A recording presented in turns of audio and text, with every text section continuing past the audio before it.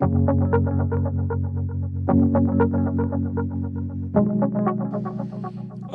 dear attendees of the conference, first I would like to warmly greet you in behalf of us, the students, and thank the organizers, so the Ministry, SMEPIUS, and the Directorate General for Youth, Education, Culture and Sport, the European Commission, for inviting us here.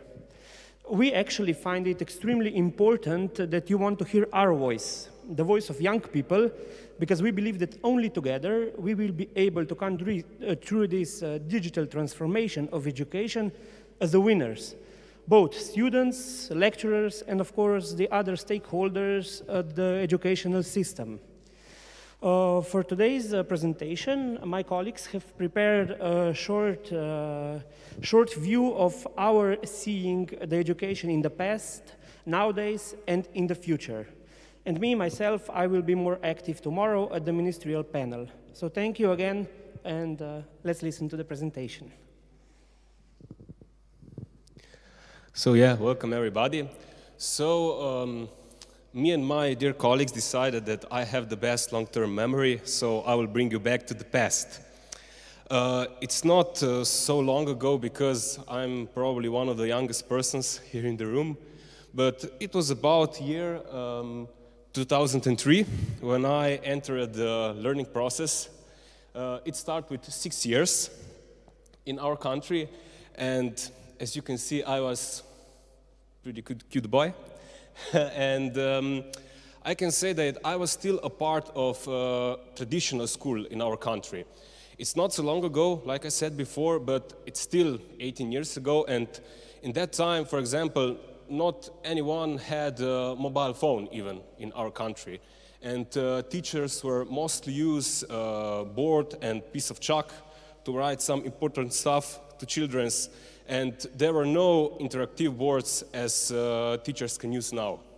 But learning process was still interesting, and of course, as a children, I had some thoughts about learning process, and my thoughts were usually something like that.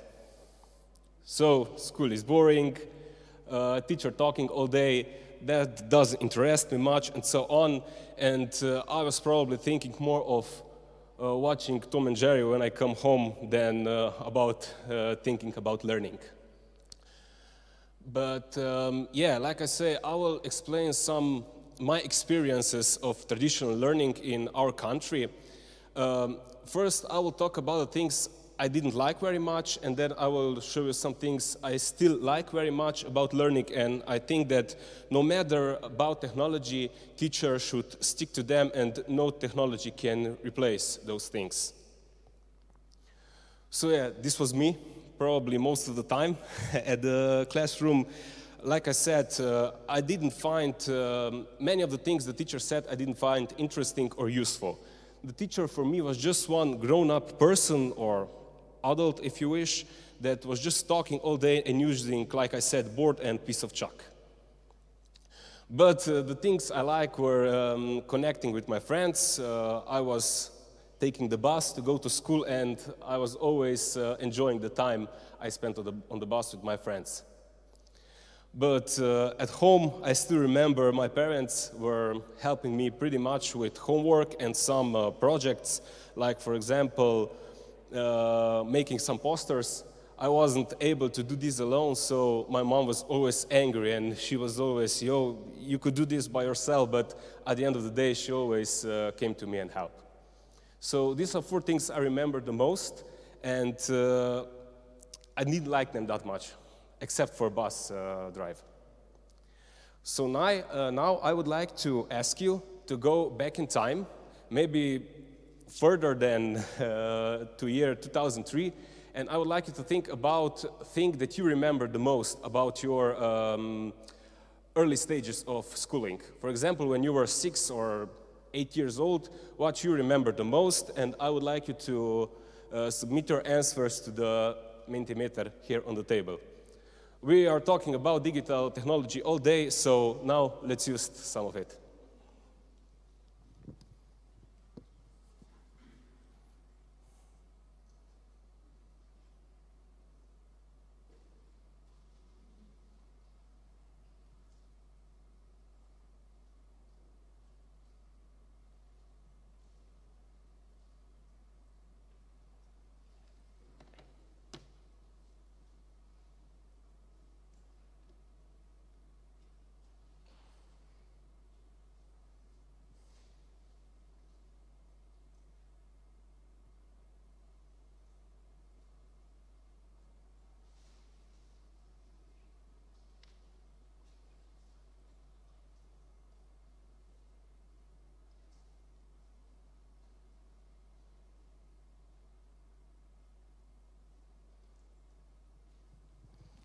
So now I have your results. I can see that most of you remembered friends.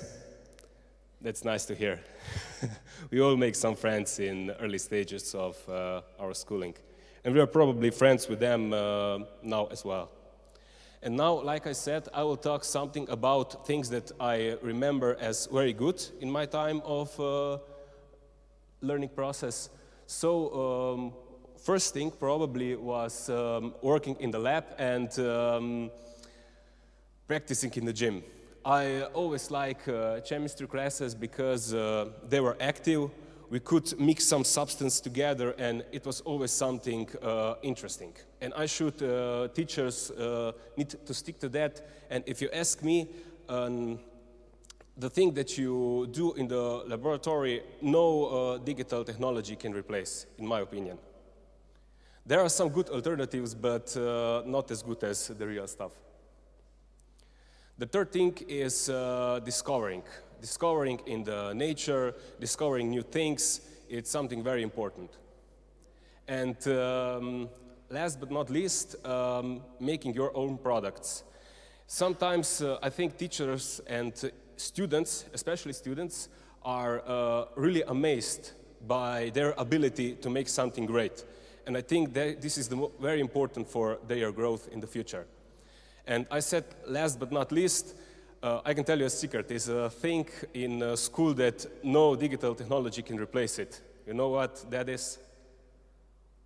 And teachers and children just love it. It's lunchtime.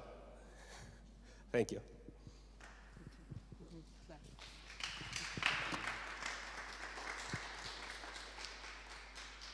But what about today? First, I would like you to go again on Menti and answer a question: how about COVID-19 affects our education?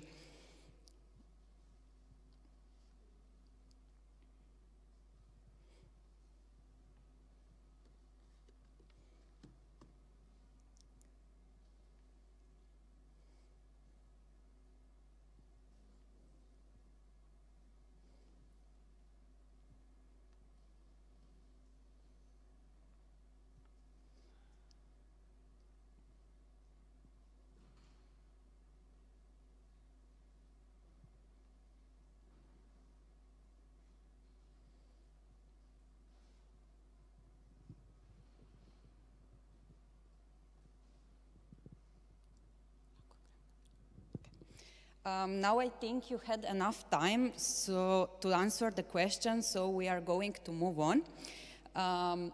First, I would like to say that I agree with you. Today, we are forced to accelerate the digitalizations of education process because of the COVID situation. Teachers are somehow forced to use Zoom, Teams, and other digital tools. Even hybrid lessons are held in some classes. Why? Because some children are in the classroom and some are at home due to a contact with an infected person. But how about me? So this is my working desk. I am mostly doing tutoring online. The same goes with experiments. At this point in time, working online comes naturally to me. And makes my everyday life easier and even more time efficient. Speaking about my university courses, I can watch the digital lectures several times, even more quickly whenever I want, and because all of that, I study more efficiently for my exams. I could say the education is more user-oriented. The disadvantages of the online education are that there aren't many study exchanges and there is less socialization. But despite all these negatives, I am convinced that the quality of the courses could be maintained on an adequate level if you know how to connect these three dots well. Teachers uses his or her knowledge of technology to create learning material. This required specific knowledge, in my case, chemical and didactic. Both have to be integrated into the learning process while also pointing out the shortcomings of visualization and correcting misconceptions of students. Teachers should also guide students toward critical searching and use of visualizations elements. The faculty taught me how to critically evaluate knowledge online and what didactic approach to use. I was also taught how to use today's technology. Through education's professors demanded solution. Every question needed an answer and every problem needed a solution. And with help all of this knowledge of perseverances, I am confident that I will be able to learn to use the technology that is going to be required in 30 years' time. Thank you, Nika. And now let's move to future. That's me about 40 years later, probably. I don't know what future may bring us, but hopefully I won't have to wear a mask anymore. And when using digital tools in chemistry lessons, hopefully I will use them wisely to motivate my students and to individualize teaching. And now it's a last question for you. What do you think? Which factor will contribute to the changes in the school the most in future?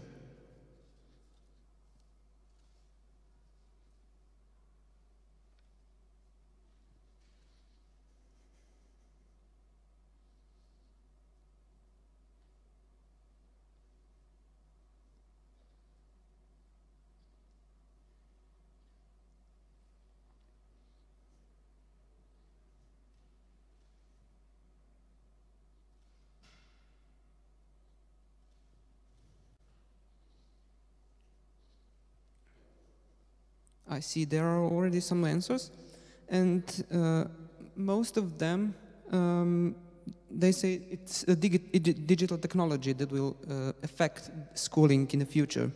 So let's focus on this a bit more and ask ourselves what future may bring us. I already said that we don't exactly know, but we've already seen many good examples of so-called open classrooms, examples of student-oriented learning systems and integration of ICT in learning. But we must admit to ourselves that most of the classes are still teacher-centered, and many teachers are actually afraid of integrating digital tools or other novelties in classrooms. So since we are discussing ICT use in schools today, let's take a look at the recent technology advances that may influence schools in future. Technology has never moved at such a fast pace as it is today. It offers us so many learning tools that enable us personalization in order to deal with students with varied learning capabilities. Then social media platforms are trendy and visible practically all around us today. And why not using them for collaborative learning? During past 2 years or so, we've seen that using virtual classrooms and video conferencing tools is not such a big deal. But one might ask himself, are there too many drawbacks of such a way of schooling that this technology will no longer be in use in future? Artificial intelligence is also such a novelty today, and maybe combined with augmented reality tools, it may actually activate all our 5 major senses and to make learning experience even better for students. Someday holograms might help us visualize and clarify theory concepts, for example in chemistry lessons. And also robots, intelligent machines, may actually take over our jobs someday. Why not? But do we really want our future to be totally transformed by the digital technology tools? I would say probably not. Let's take a look at few researches conducted in year 2020. In a nationwide survey of more than 20,000 US high school students, Yale researchers found that nearly 75% of the students' self-reported feelings related to school were negative. This was before coronavirus times in January 2020. And 8 months later, majority of teens said that online learning is worse than in person. But on the other hand, more than 80% of those teens thought that schooling should not take place fully in person anymore, and they see a big opportunity in technology use. So according to different researchers, and also based on my experience, when using digital technology tools in high school, students especially miss this human interaction with teachers and with other pupils. So why not taking a chance and use ICT in schools, but use it very wisely to improve and not worsen our lessons? In most schools, the model of educating kids still resembles this mass production model or so-called factory model. That kind of experience is basically teaching kids how to think like computers, which will probably not be very valuable when these kids grow up to be adults. So we must fundamentally transform our education system. We actually need to create a new model of educating which will be connected to 21st century technology-based lifestyle. And we should keep up with the times and take advantage of digitalization and integrate digital technology into teaching carefully. And this can tremendously actually help teachers to personalize and individualize teaching experience. And of course, we should not forget about developing creativity and students' positive self-esteem. And finally, this can bring us and students to reach higher taxonomy levels with better cognitive development. I would like to conclude our presentation with commentary of one of the students involved in my recent researches on using podcasts in chemistry lessons. This student actually said that digital technology can motivate students for learning, but it will never ever in the future work solely as we humans do. She said that technology might be a good supplement, but it is certainly not a professor's substitute. Thank you, and now we are ready for your questions.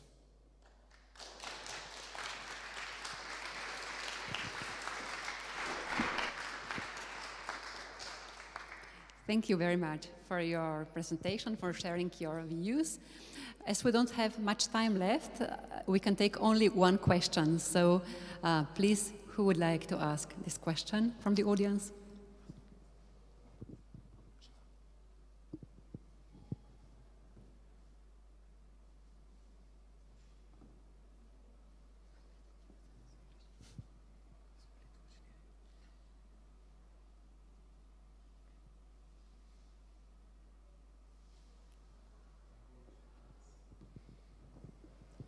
I'm from Slovenia, here from the Ministry, Boru Čampal. Yeah, thank you for your interesting presentation to see what happened before and what happened in the future. Definitely, when we also have some discussion, we said that maybe we can live in physical world, but you probably won't, and definitely you present us. But maybe some ideas how e-communities of teachers could be important for the future. But not too long, because it's lunch.